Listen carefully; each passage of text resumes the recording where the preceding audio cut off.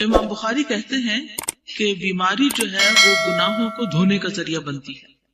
ٹھیک ہے، یعنی جب انسان دنیا میں کوئی برا کام کرتا ہے، غور سے سنیے، تو اسے اس کا بدلہ دیا جائے گا. کانٹے بوئیں گے تو کانٹے نکلیں گے. تو بیماری جو ہے اس برائی کا، اس گناہ کا کفارہ بنے گی. ٹھیک ہے، جیسے نیکی کا بدلہ ہوتا ہے ایسے گناہ کا بدلہ بھی ہوتا ہے. من یعمل سوءا یجز بہ.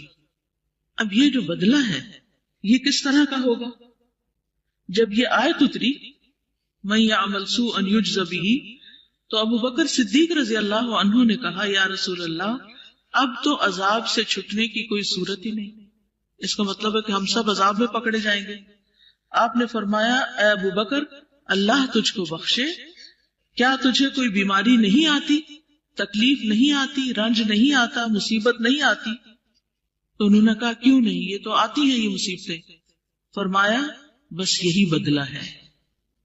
یعنی مومن کے لیے دنیا میں جو بھی تکلیف، غم، اذیت، پریشانی، ہم، فکر، تفکرات، کوئی بیماری آ جاتی ہے تو یہ اس کے برے اعمال کا کفارہ بن جاتی ہے. اسی طرح حضرت عائشہ سے روایت ہے، میں نے اس حدیث کا مطلب حضرت صلی اللہ علیہ وسلم سے پوچھا. آپ نے فرمایا رنج اور غم، یہاں تک کہ کوئی چیز جو آدمی کے ہاتھ میں ہو وہ کھو جائے اور پھر اس کو گھبرا کر ڈھونڈے اور مل جائے اس کو، تو یہ سب بدلہ میں شمار ہوتا ہے. یہ سارے کا سارا بدلہ شمار ہوتا ہے. یعنی ان بدلوں کی وجہ سے آدمی گناہوں سے ایسا پاک صاف ہو جاتا ہے جیسے سونا بھٹی سے پاک ہو کر نکلتا ہے. تو مومن کو کوئی بھی تکلیف، حتیٰ کہ کانٹا جو چبھتا ہے اس کے بدلے میں بھی اس کے گناہ جڑتے ہیں. تو اس وقت صبر کرنا، حوصلہ کرنا، مطمئن رہنا کتنا آسان ہو جاتا ہے جب انسان کو یہ پتہ چلتا ہے کہ یہ دنیا میں ہی میرے گناہوں کو جھاڑنے کا ذریعہ بن رہی ہے یہ تکلیفیں، یہ پریشانیاں. تو پھر انسان پریشانی کو سکون سے جھیل لیتا ہے، ورنہ تو انسان سمجھتا ہے کہ میں قید میں آ گیا ہوں. تو بیماری جو ہے یہ گناہوں کا کفارہ ہے.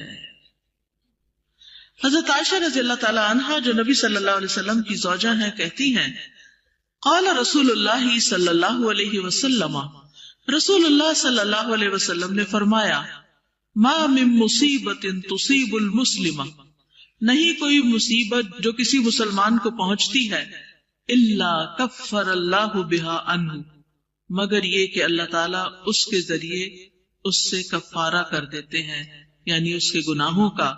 حتی الشوکۃ یشاکھھا، یہاں تک کہ ایک کانٹا بھی جو اس کے بدن میں چبھے اس سے بھی اس کے گناہ اتار دیے جاتے ہیں. عن النبی صلی اللہ علیہ وسلم قال ما يصيب المسلم من نصب ولا وصب ولا هم ولا حزن ولا اذى ولا غم حتى الشوكة يشاكها الا كفر الله بها من خطاياه. ابو سعید خدری اور ابو ہریرہ رضی اللہ عنہما سے روایت ہے، وہ دونوں ہی نبی صلی اللہ علیہ وسلم سے روایت کرتے ہیں کہ آپ نے فرمایا ما يصيب المسلم من نصب، نہیں پہنچتا کسی مسلمان کو کوئی دکھ، ولا وصب اور نہ کوئی تکلیف، ولا ہم اور نہ کوئی فکر فاقہ، ولا حزن اور نہ کوئی صدمہ، ولا اذن اور نہ کوئی تکلیف، ولا غم اور نہ کوئی غم. حتی الشوکۃ یشاکھھا، یہاں تک کہ کانٹا جو اس کو چبھتا ہے، الا کفر اللہ بہا من خطایاہ، مگر یہ کہ ان میں سے ہر بات کی وجہ سے اللہ تعالیٰ اس کے گناہ اتار دیتا ہے. اتنی تسلی والی حدیث ہے، دل کو سکون دینے والی حدیث ہے.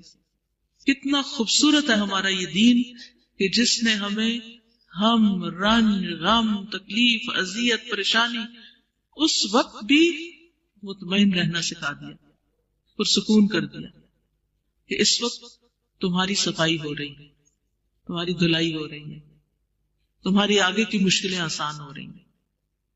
ابن حبان کی ایک روایت میں آتا ہے کہ تکلیف کی وجہ سے اللہ تعالیٰ گناہ مٹا دیتا ہے اور درجات بھی بلند کرتا ہے. یعنی صرف تکلیف ہی نہیں دور ہوتی، درجے بھی بلند ہوتے ہیں.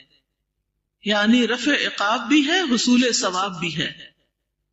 تو انسان کو ہر تکلیف اور غم اللہ کا فیصلہ سمجھ کر برداشت کرتے ہوئے ثواب کے حصول کی نیت بھی کر لینی چاہیے کہ مجھے ثواب بھی ملے گا، تو اور خوشی ہو جائے گی۔